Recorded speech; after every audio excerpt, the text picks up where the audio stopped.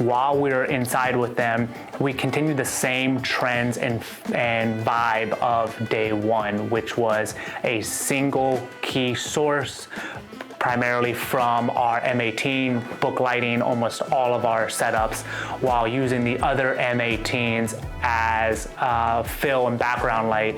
And their building's really interesting. They have their main lobby. It's on the bottom floor, and then they have floor 2 and floor 3.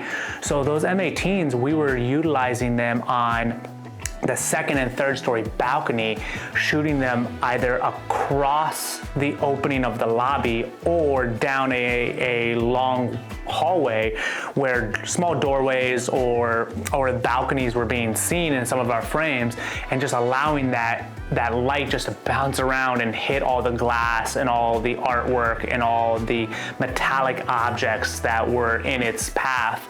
Now, we still had to have some floppies kind of as some ciders, making sure we didn't have any spill, any lens hits, which we did have a few of those, but obviously once G&E were able to block out the edge of frame, making sure we didn't have any unwanted lens flares, we still got some beautiful motivated light. Clearly can tell that it was evening even within the building.